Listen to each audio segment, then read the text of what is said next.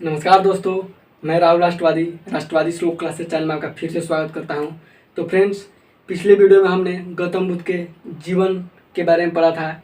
आज हम इसमें इनके बौद्ध संगति, सिद्धांत, त्रिरत्न इत्यादि विषयों पर चर्चा करेंगे। तो आइए बिना वक्त बर्बाद किए हुए हम पॉइंट पर चलते हैं। तो देखिए, बौद्ध संगति जो है सबसे इम्पोर्टेंट बौद्ध संगति है, जो 4 बार बौद्ध संगति हुआ है। इसको हम अच्छी तरीके से याद करेंगे क्योंकि ये एग्जाम में हमेशा रिपीट करता रहता है क्वेश्चन। तो प्रथम बौद्ध संगति हुआ था 483 ईसा पूर्व में। सेकंड 100 साल कम कर दीजिए, 383 ईसा पूर्व में। 3 में से एक और 2 घटा दीजिए, जो तृतीय हुआ था 255 ईसा पूर्व में हुआ था। और चौथा बौद्ध संगति जो हुआ था जब स्टार्ट हुआ था, ईस्वी की प्रथम शताब्दी में हुआ था। तो साइंस याद हो गया। प्रथम 483, द्वितीय 100 कम कर दीजिए 383, तृतीय एक और कम कर दीजिए 255, और जो चौथा था ईस्वी की प्रथम शताब्दी। अब देखिए, 3 जो बौद्ध संगति हुआ था, प्रथम, द्वितीय, तृतीय, ये बिहार में हुआ था। तो उस समय प्रथम राजधानी राजगीर थी, दूसरी राजधानी वैशाली थी और तीसरी राजधानी पाटलिपुत्र थी। तो ये तीनों बौद्ध संगति बिहार में हुआ था। प्रथम राजगीर, दूसरी वैशाली, तीसरी पाटलिपुत्र, और जो चौथा हुआ था कुंडलवन, जो कश्मीर में पड़ता है। अब इसके अध्यक्ष, तो प्रथम बौद्ध संगति के अध्यक्ष थे महाकश्यप। प्रथम था तो महान थे, तो महाकश्यप हो गया। द्वितीय बौद्ध संगति के अध्यक्ष थे सबाकामी। तीसरे के अध्यक्ष थे मोगलीपुत्तिस, तथा चौथे के अध्यक्ष थे वसुमित्र, और उपाध्यक्ष थे अश्वघोष।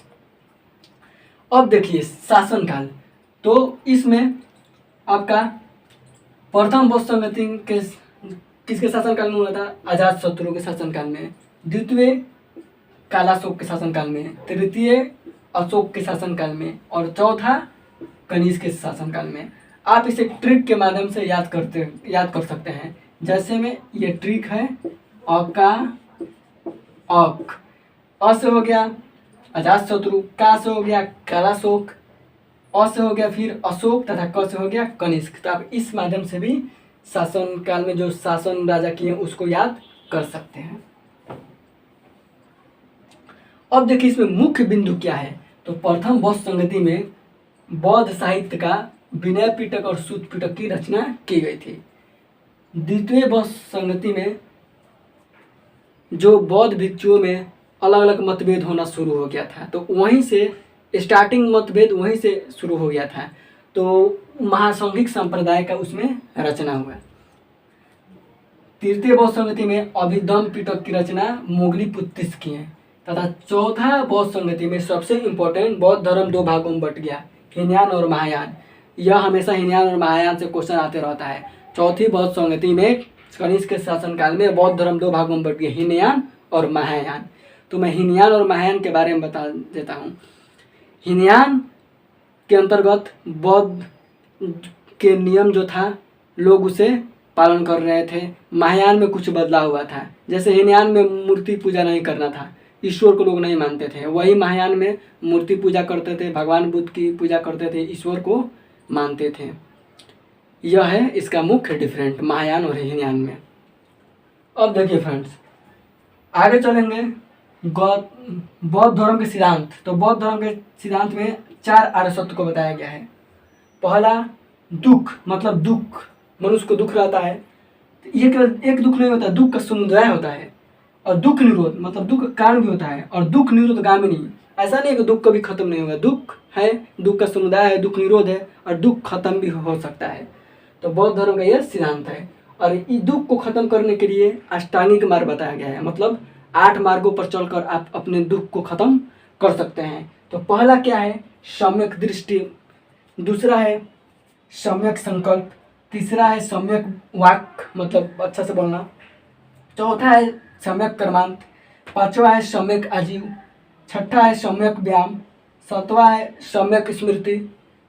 आठवां है समाधि। आप इस अष्टांगिक मार्ग पर चलकर अपने दुख को खत्म कर सकते हैं।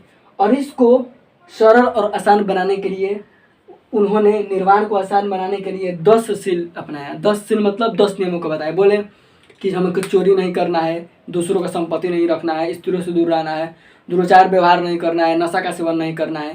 इत्यादि चीज़ों को हम फॉलो कर कर अपने दुख को समाप्त कर सकते हैं और निर्वाण को प्राप्त कर सकते हैं। यह था सिद्धांत, यह था अष्टांगिक मार्ग और यह था 10 शील। तो हम आगे चलते हैं। बौद्ध धर्म में त्रिरत्न है, मतलब 3 रत्नों को सत्य बताएगा। पहला बुद्ध, बुद्ध की शरण में जाओ। दूसरा धम्म, मतलब धर्म की शरण में जाओ। तीसरा संघ, मतलब उनके संघ में शामिल हो। ये त्रिरत्न है। बौद्ध धर्म के त्रिरत्न हमेशा एग्जाम में आता रहता है क्वेश्चन। बौद्ध धर्म में ईश्वर और आत्मा को लोग नहीं मानते हैं। अब देखिए, बौद्ध धर्म का सबसे प्राचीन ग्रंथ है त्रिपिटक। त्रिपिटक, इनका 3 पिटकों की रचना की गई है। हमेशा इससे भी क्वेश्चन आता रहता है। तो पहला है विनय पिटक। विनय पिटक में नियमों का उल्लेख किया गया है। विनय मतलब नियम, नियमों का उल्लेख विनय पिटक में किया गया है। अगला है सुत्त पिटक। अब धार्मिक विचारों वचनों का संग्रह किसमें किया गया है? सुत्त पिटक में किया गया है। और अगला है अभिधम्म पिटक। इसमें बौद्ध दर्शन मतलब बौद्ध दर्शन के बारे में वर्णन किया गया है। तो यह था त्रिपिटक। अब फ्रेंड्स हम आगे चलते हैं। मिलिंद पानो, मिलिंद पानो एक पुस्तक है, उसमें क्या लिखा गया है? मिलिंद पानो में एक बौद्ध भिक्षु थे नागसेन और यूनानी राजा थे मिनांडर। बौद्ध भिक्षु नागसेन और यूनानी राजा मिनांडर का वार्तालाप मिलिंद पानो में किया गया है। यह भी हमेशा एग्जाम में क्वेश्चन आता है। अब सुनिए, जातक। जातक क्या था? बुद्ध के पूर्व जन्म की घटनाओं का वर्णन किसमें मिलता है? तो जातक में मिलता है। अब आगे मैं आपको बताऊंगा वज्रयान शाखा। तो देखिए, वज्रयान शाखा वैसी शाखा थी, अगर बौद्ध धर्म पतन हुआ, बौद्ध धर्म का पतन का सबसे बड़ा कारण वज्रयान शाखा था। देखिए, उत्तरवैदिक काल में हम लोग बहुत सारे यज्ञ कर्म कांड करते थे, तो उससे लोग परेशान हो चुके थे, मूर्ति वगैरह बनाते थे, लोग परेशान हो चुके थे। और वज्रयान शाखा भी वही था, यज्ञ कर्म कांड। उसी को बचने के लिए गौतम बुद्ध बताए थे कि आप यज्ञ कर्म कांड मत कीजिए, केवल अच्छे आचरण कीजिए तो आपको मोक्ष की प्राप्ति हो जाएगी। और वज्रयान शाखा में इन सभी चीज़ों को, यज्ञ कर्म कांडों को शामिल कर दिया गया। तो अब लोग सोचे मेरा तो पुराना ही नियम सही था, इसलिए बौद्ध धर्म का धीरे धीरे पतन होने लगा। तो वज्रयान शाखा यह था। अब जो गांधार कला है बौद्ध धर्म से रिलेटेड है। उस टाइम बौद्ध धर्म की मूर्तियाँ बनने लगी गांधार कला में, तो गांधार कला था बौद्ध धर्म से रिलेटेड है। अब आगे बता देता हूँ आपको। जो बोधि वृक्ष था, तो बंगाल के शासक शशांक ने बोधि वृक्ष को कटवा दिया। अब अगला पॉइंट है, गौतम बुद्ध ने अपने अनुयायियों को 2 भागों में बांटा। पहला भिक्षुक, दूसरा उपासक। भिक्षुक उसे कहते थे जो गृहस्थ जीवन में नहीं रहे, जो सन्यासी बनकर बौद्ध धर्म का प्रचार करें, उसे कहते थे भिक्षुक। और उपासक गृहस्थ जीवन में रहते हुए, फैमिली के साथ रहते हुए बौद्ध धर्म को अपनाए, उसे कहते थे उपासक।